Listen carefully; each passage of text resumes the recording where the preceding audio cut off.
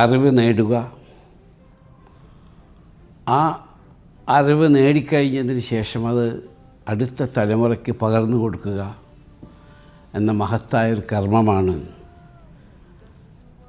Shri GS Pradeep എന്ന grand master ഇപ്പോൾ ചെയ്തുകൊണ്ടിരിക്കുന്നത്. ഞാൻ എപ്പോഴും കാണാറുള്ളതാണ് അശ്വമേധം.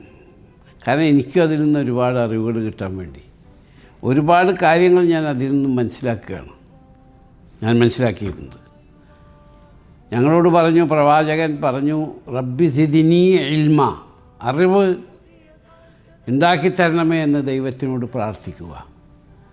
അപ്പോൾ ദൈവമാണ് അറിവ് നമ്മൾക്ക് തരുന്നത്.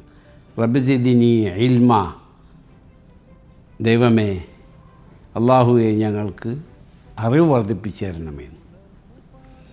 അപ്പോൾ അത് അങ്ങനത്തെ അഗാധമായ അറിവും അസാധാരണമായ ഓർമ്മശക്തിയുമുള്ള ഒരാളാണ് എൻ്റെ സുഹൃത്ത് പ്രദീപ്. ഒരു പ്രാവശ്യം അദ്ദേഹം അബുദാബിയിൽ എൻ്റെ വീട്ടിൽ വന്നു. ഞാൻ പറഞ്ഞു, എനിക്ക് അശ്വമേധത്തിൽ നിങ്ങളൊപ്പം ഇരിക്കണം. അപ്പോൾ അറബ് രാജ്യത്ത് വളരെ കുറച്ച് സ്റ്റേറ്റ്സ്മാൻമാരാണ് കാലഘട്ടത്തിലുള്ളത്. അപ്പോൾ അറബ് രാജ്യത്തെ സ്റ്റേറ്റ്സ്മാൻമാരിൽ പ്രഗത്ഭനായിരുന്ന മുൻ ഈജിപ്ഷ്യൻ പ്രസിഡൻറ്റ് അബ്ദുൽ ഗമാൽ നാസറിനെയാണ് ഞാൻ ആലോചിച്ചത്, ഞാൻ ചിന്തിച്ചത്. ഞാൻ അതിനെപ്പറ്റിയാണ് ഈ അശ്വമേധത്തിൽ പങ്കെടുത്തത്. അദ്ദേഹത്തിൻ്റെ പേരാണ് ഞാൻ ഓർമ്മിച്ച് വെച്ചത്.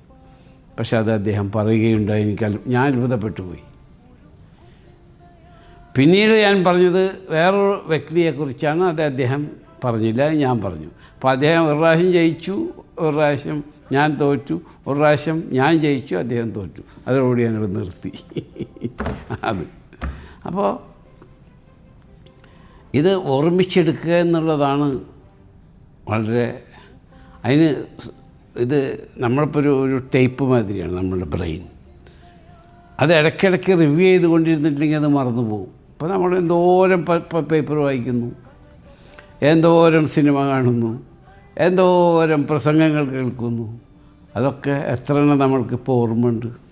ചെറുപ്പത്തിൽ എന്തൊക്കെയോ നമ്മൾ പഠിക്കുന്നു. ഇപ്പോൾ പദ്യങ്ങൾ പഠിക്കുന്നു, പോയംസ്, തൂങ്ങുന്ന തൂമരങ്ങൾ തുടങ്ങിയ എല്ലാം നമ്മൾ പഠിച്ചു വെക്കുകയാണ് ചെറുപ്പം മുതൽ. അതിൽ കുറേ ഓർമ്മ ഉണ്ടാവും, കുറേ ഓർമ്മ ഉണ്ടാവില്ല. പക്ഷേ പ്രദീപിന്, GS പ്രദീപിന് ഈ കാര്യങ്ങളിൽ അഗാധമായ അറിവും പാണ്ഡിത്യവും. ഈ അറിവ് വർദ്ധിപ്പിക്കുന്ന പാണ്ഡിത്യം വേണം, ബ്രെയിൻ അതിനനുസരിച്ച് എക്സ്പാൻഡ് ചെയ്യണം. അദ്ദേഹത്തിന് അതുണ്ട്. അപ്പോൾ അദ്ദേഹം എന്നെ വിളിച്ച് പറഞ്ഞു, ഇങ്ങനെ എന്നെയും പലരും പേര് ഓർമ്മിച്ച് വെച്ചിട്ട് പറയുന്നുണ്ട്, അദ്ദേഹം അത് പറയുന്നുണ്ട്. അങ്ങനെയൊക്കെ എൻ്റെ പേരും അതിൽ വരുന്നുണ്ട് ഇടയ്ക്ക്. അപ്പോൾ വരും വർഷങ്ങളിലെ അദ്ദേഹം എന്നെ വിളിച്ചിട്ട് പറഞ്ഞു, വരും വർഷങ്ങളിൽ ഈ അറിവിൻ്റെ 25 വർഷം തികയാണ്, ആയതുകൊണ്ട് ഒരു മെസ്സേജ് വേണമെന്ന്. അപ്പോൾ അദ്ദേഹം പുതിയ ഒരു പരിപാടി കൂടി തുടങ്ങാൻ പോവുകയാണ്. അപ്പോൾ പുതിയ തലമുറയ്ക്ക് പകർന്നു കേൾക്കാൻ വേണ്ടി അദ്ദേഹം ആരംഭിക്കുന്ന നമ്മൾ എന്നൊരു മാധ്യമ സംരംഭമാണ് എന്ന് ഞാൻ മനസ്സിലാക്കുന്നു. അപ്പോൾ ആ നമ്മൾ എന്ന ഈ സംരംഭത്തിന് എല്ലാവിധ ആശംസകളും ഒരിക്കൽ കൂടി ഞാൻ നേരുന്നു.